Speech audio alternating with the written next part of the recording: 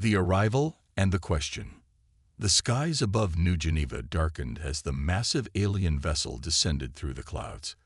It moved with impossible grace for something of its size, a kilometer-long behemoth of gleaming metal that reflected the sunlight in prismatic patterns. Traffic stopped. People poured out of buildings, pointing skyward, their faces a mixture of awe and apprehension. Ambassador Elena Reyes stood on the designated landing platform, her diplomatic team arrayed behind her. 6 months of preparation had led to this moment. First contact with the Galactic Conclave, an alliance of 27 sentient species that had been watching Earth for decades. Steady, she murmured to her team as the vessel settled 300 meters above them. A smaller craft detached from its belly, descending toward the platform with barely a whisper of sound. The shuttle touched down, and for 30 seconds, nothing happened. Then a seam appeared in its smooth hull, widening to reveal a ramp. 3 figures emerge. The lead alien, the High Emissary Tark Val, according to the preliminary communications, stood nearly 2 meters tall. Its body was covered in iridescent scales that shifted between deep blue and emerald green.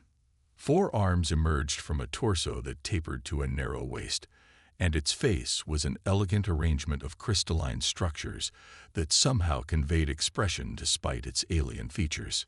Ambassador Reyes, the alien, spoke, its voice a melodic blend of tones that seemed to come from multiple places at once.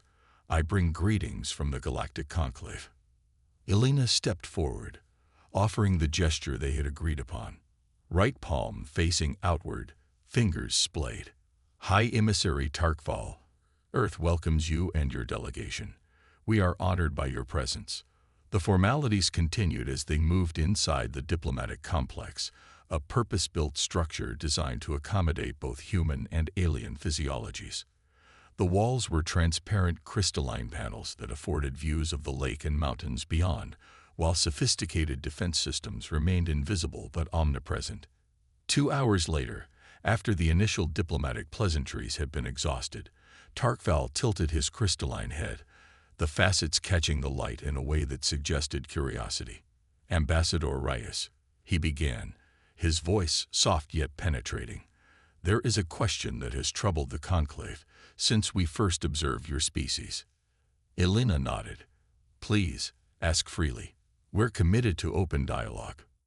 The alien's upper arms made a rippling motion that the humans had learned indicated thoughtfulness. "Why are humans so armed?" The question hung in the air. The human delegation exchanged glances. "I'm not sure I understand," Elena replied carefully. "In what sense do you find us armed?" Tark Val gestured with one of his lower arms, and a holographic display appeared in the center of the room. It showed Earth from orbit, then zoomed to display military bases, weapon stockpiles, defensive installations. "Your species maintains enough weaponry to destroy your own planet several times over. Your orbital defenses are more extensive than any member world of the Conclave, despite your technological inferiority." The High Emissary's tone remained neutral. "And this is not merely governmental. Your civilians possess personal weapons in quantities that would be unthinkable in Conclave space."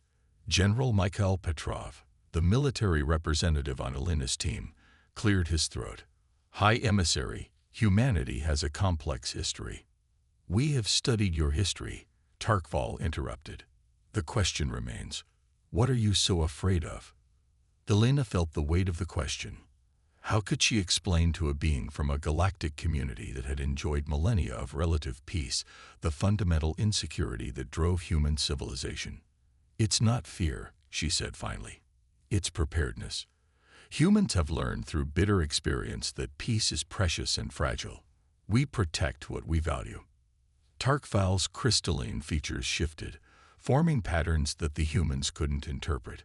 The Conclave has observed 42 spacefaring civilizations.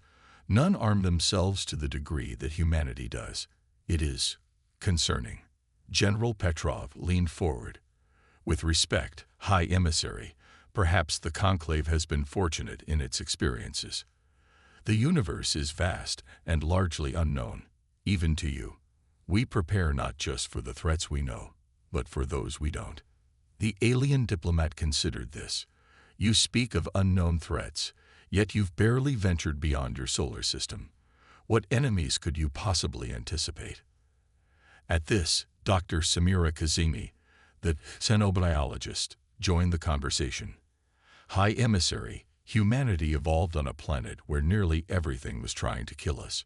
Predators, diseases, natural disasters, and eventually, each other.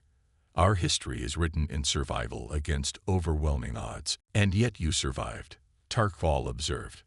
Without the advantage of your weapons, you would have perished long ago. No, Elena countered. We survived because of our adaptability, our cooperation, our resilience. The weapons are just tools, extensions of our will to ensure that survival continues. The High Emissary's crystal face rearranged itself again. The Conclave Council believes your militarization represents a potential threat to galactic stability. Some advocate for intervention. The temperature in the room seemed to drop several degrees. Intervention. General Petrov's voice had an edge to it now. That sounds suspiciously like a threat, High Emissary. Tarkval made a gesture that their cultural briefings had identified as placation. Not a threat, General. The concern. Your species has demonstrated remarkable technological advancement in a very short period. Your weapons development, in particular, progresses at an alarming rate. Elena took a breath, steadying herself. High Emissary, I think there's a fundamental misunderstanding here. Humanity doesn't arm itself because we desire conflict. We do so precisely because we hope to avoid it. An intriguing paradox, Tarkval remarked. You build weapons for peace. We build deterrence, Elena clarified. History has taught us that weakness invites aggression. The alien diplomat studied her for a long moment. Among the conclave, disarmament was a prerequisite for membership. The collective security of all made individual armaments unnecessary. And who provides that security? General Petrov asked pointedly. Who stands guard while everyone else disarms? Tarkval's crystalline features shifted in what might have been discomfort. The conclave peacekeepers, of course. So you are armed, Elena noted, just centrally rather than individually. That is different, the High Emissary insisted. Is it? Elena pressed gently. Or is it simply that you've transferred the responsibility for defense to another entity? Humans have learned not to place our survival entirely in others' hands. Before Tarkval could respond, a sharp tone sounded from a device on General Petrov's wrist. His face hardened as he checked it. Ambassador, I need to speak with you immediately, he said, his voice tight with controlled urgency. Excuse us for a moment, High Emissary, Elena said with a diplomatic smile that didn't reach her eyes. In the adjacent secure room, Petrov brought up a display showing deep space telemetry. 12 unknown vessels just appeared at the edge of our solar system, he reported grimly. They're not conclave ships, completely different configuration. They're moving fast, on an intercept course with Earth, and they're not responding to hails. Elena felt her blood run cold. How long do we have? At their current velocity, less than 6 hours. She nodded once, decision made. Activate Defense Protocol Omega. I'll inform our guests. When they returned to the conference room, Tarkval immediately sensed the shift in atmosphere. Something has happened, the alien observed. Yes, Elena confirmed. We've detected unknown vessels approaching Earth at high speed. They're not responding to communication attempts. The High Emissary's crystalline features rearranged into what they now recognized as alarm. Not conclave vessels. No, General Petrov confirmed. And given their trajectory and speed, we must assume hostile intent. How will you respond? Tarkval asked. Elena met the alien's gaze steadily. We're activating our planetary defenses, High Emissary. You asked why humans are so armed. It seems you're about to find out. As if punctuating her words, alarms began to sound throughout the complex. On the screens surrounding them, military vessels were launching from bases around the world, orbital defense platforms were coming online, and evacuation protocols were beginning for civilian population centers. Tarkval watched the mobilization with an unreadable expression. The approaching vessels. I believe I know what they are. The alien's voice had taken on a new tone, one that the translation software interpreted as grave concern. Care to share that information, High Emissary? General Petrov asked. They are called the Krelvon, Tarkval said, a species the Conclave encountered only once before, 2 centuries ago. They are not explorers or diplomats. They are harvesters. Harvesters, Dr. Kazemi questioned. They strip planets of resources, biological and mineral. They leave nothing behind. The High Emissary's crystal facets shifted in patterns of distress. When the Conclave encountered them, we lost 3 worlds before they retreated. Elena and Petrov exchanged glances, and you didn't think to warn us about them. Elena asked, her diplomatic veneer cracking slightly. We believe them extinct or departed from this galaxy, Tarkval responded. Their return is unexpected. General Petrov's expression hardened. Well, High Emissary, it seems humanity's paranoia might just prove justified after all. As the diplomatic complex transformed into a military command center, with staff rushing to stations and displays showing Earth's defenses deploying, Tarkval watched with growing fascination. You are truly prepared for this, the alien observed, watching as the planet's military forces coordinated with practiced efficiency. We try to be prepared for everything, Elena replied. It's in our nature. The High Emissary's crystalline face shifted in what might have been a new expression, one the humans couldn't interpret. Perhaps, Tarkval said quietly, the Conclave has misunderstood humanity's armed nature. On the screens, Earth's defense fleet moved into position, ready to meet the approaching threat. The first real test of humanity's preparedness was about to begin. The test of resilience. Admiral Wei Chen stood on the bridge of the EDF Indomitable, Earth's largest battleship, as it took position at the head of the defense fleet. Through the view screen, he could see the rest of Earth's space forces, 112 combat vessels of varying sizes, from nimble corvettes to heavy destroyers, arranging themselves in the formation they had drilled countless times. Status report, he ordered, his voice calm despite the tension evident in every line of his body. All vessels in position, Admiral, his XO reported. Orbital defense platforms online, planetary shield generators at 86% and rising. Chen nodded. Earth had spent generations building these defenses, often at the expense of other priorities.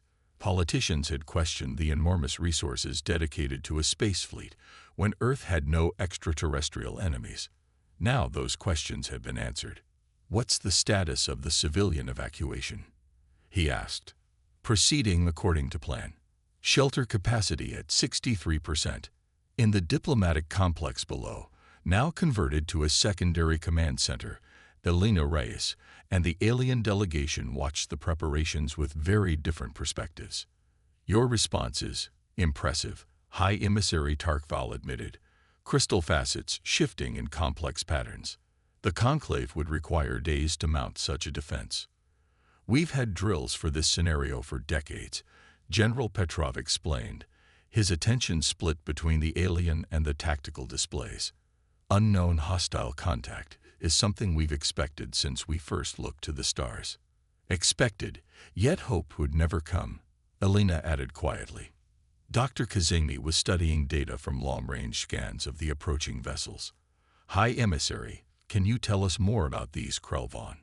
Any tactical information could be crucial. Tarkval's crystalline form seemed to darken slightly. They are a collective consciousness operating through biomechanical vessels. They do not communicate, at least not in ways we could decipher. Their technology is organic synthetic, self-healing, and highly adaptable. Weaknesses, General Petrov pressed. In our limited engagement, we found their central vessels contained something akin to a neural cluster, destroying that seemed to disorient the smaller craft connected to it. This information was immediately relayed to Admiral Chen and the defense fleet. Time to intercept, Chen asked his tactical officer. 37 minutes, Admiral. They've accelerated.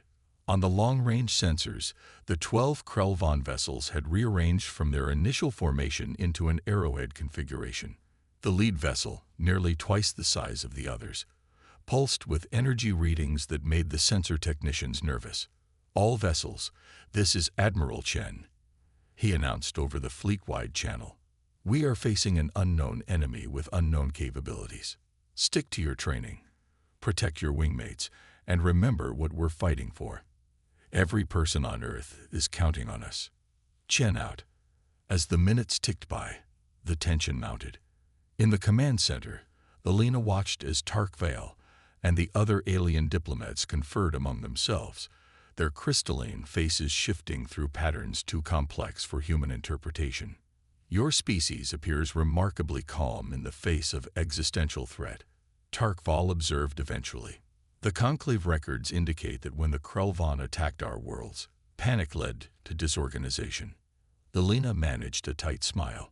Humans have been imagining alien invasions in our fiction for centuries, High Emissary. In a strange way, we've been mentally preparing for this moment for generations. Fiction as preparation, the alien mused. Fascinating. The tactical display suddenly flashed with new information. They're launching smaller craft, the sensor operator announced. Hundreds of them. Admiral Chen's voice came through clear and focused. Initiate defense pattern theta. Corvettes, engage the smaller craft. Destroyers, maintain position and prepare to target the lead vessel on my mark. The human fleet moved with disciplined precision, smaller vessels darting forward to intercept the swarm of Krell-Von fighters, while the larger ships maintained a defensive line around Earth. The first exchanges of fire lit up the void between the planets. Earth's corvettes fired precision rail gun bursts and missile salvos, taking a toll on the alien fighters, but the sheer number of enemy vessels was overwhelming. They're adapting to our weapons, Admiral Chen noted grimly as he watched the tactical display. The Krell-Von fighters that had initially been vulnerable were now shifting their configurations mid-battle, developing shields that deflected railgun rounds. Switch to alternating attack patterns, he ordered. Rotate weapon signatures every 40 seconds. In the command center, Tark Val watched with growing interest as the human forces adapted their tactics in real time. Your military demonstrates unusual flexibility, the alien noted. The Conclave forces are more rigid in their response protocols. General Petrov nodded without taking his eyes off the display. Adaptability is our greatest strength. It's how we survived on Earth, and it's how we'll survive this. The battle intensified as the main Krell-Von vessels drew closer. 3 human corvettes had already been destroyed, and a destroyer was reporting heavy damage. Admiral, the tactical officer called out. The lead enemy vessel is charging what appears to be a main weapon. Energy readings are off the charts. Target that vessel with everything we've got, Chen ordered. All destroyers, focus fire. Corvettes, clear a path. The human fleet executed a complex maneuver, creating a corridor of fire aimed directly at the lead Krell-Von ship. For a moment, it seemed to work. The alien vessel's hull showed signs of damage, its pulsing energy signature flickering. Then it fired. A beam of coruscating energy lanced through space, cutting through 2 human destroyers as if they weren't there. The beam continued, striking Earth's upper atmosphere, where it met the planetary shield. The shield held, barely, but the energy drain was enormous. Shield capacity down to 47% from a single hit, the operations officer reported, unable to keep the shock from her voice. In the command center, the displays temporarily flickered as power was diverted to the shields. High Emissary, Alina said, turning to Tark Val. If your people have any means to assist us, now would be the time. The alien's crystalline face rearranged itself in what might have been regret. Our diplomatic vessel is not equipped for combat. Ambassador, the Conclave military forces are light years away. Then we stand alone, she replied, her voice steady despite the implications. On the Indomitable, Admiral Chen was revising his strategy. Their main vessel is too powerful for a direct assault. We need to change tactics. He studied the display, noting how the smaller Krell-Von ships always maintained specific positions relative to the lead vessel. What if the neural cluster the aliens mentioned isn't in the main ship at all? He theorized. What if it's distributed somehow? XO analyzed the formation patterns of the smaller vessels. Within minutes, they had identified a subtle pattern. 5 of the smaller vessels moved in perfect synchronization, maintaining exact distances from each other, regardless of battle conditions.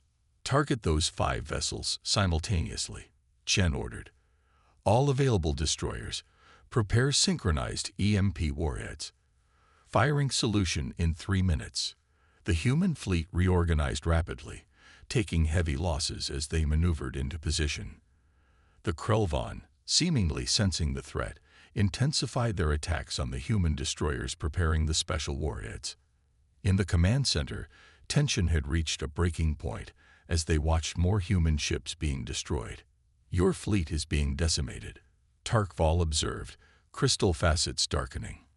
Yet they continue to fight with discipline. They'll fight to the last ship if necessary, General Petrov replied grimly. No surrender. Admiral Chen's voice came through the comm system. EMP strike in 10 seconds. All vessels, prepare for possible system disruption. The coordinated strike launched simultaneously. 5 specialized warheads that detonated not on impact, but in proximity to the targeted Krell-Von vessels. Instead of explosions, they released precisely modulated electromagnetic pulses. For 3 agonizing seconds, nothing seemed to happen. Then the 5 targeted vessels began to drift, their energy signatures fluctuating wildly. More surprisingly, the remaining Krell-Von ships, including the massive lead vessel, also showed signs of disorientation, their movements becoming erratic. It's working, Chen's tactical officer exclaimed. Sir, the enemy fleet is losing cohesion. All vessels, concentrate fire on the 5 targeted ships, Chen ordered. Everything you've got. The human fleet responded immediately, pouring fire into the now vulnerable Krell-Von vessels. One by one, they erupted in strange, silent explosions that seemed to implode rather than explode outward.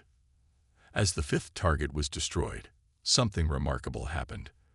The remaining Krell-Von ships, including the massive lead vessel, began to withdraw, their movements no longer coordinated, but clearly in retreat.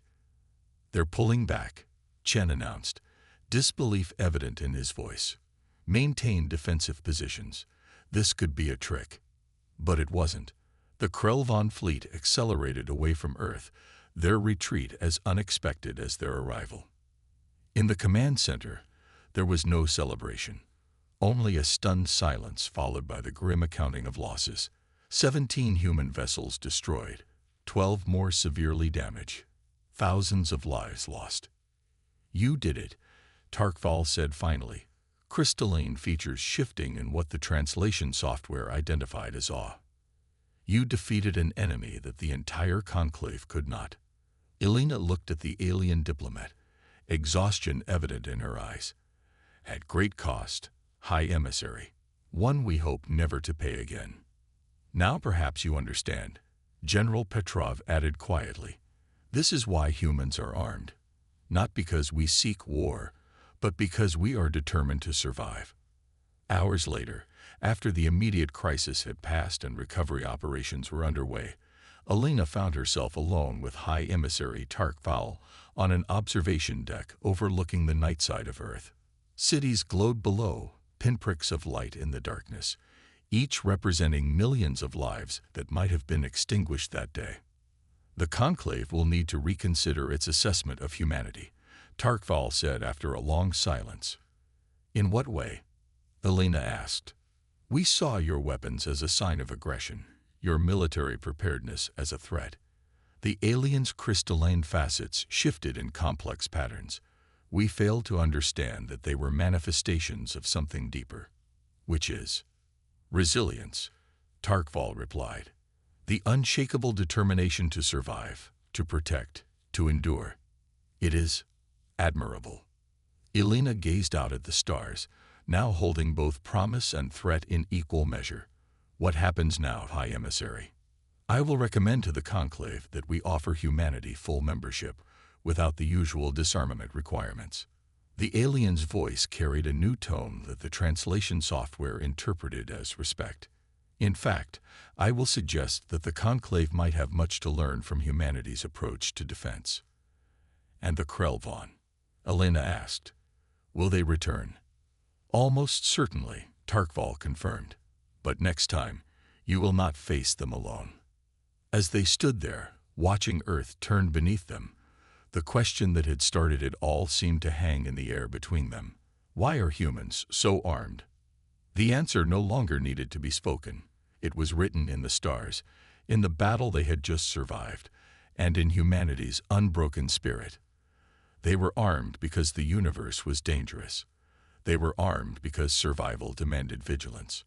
They were armed because, when the unknown came calling, humanity would be ready.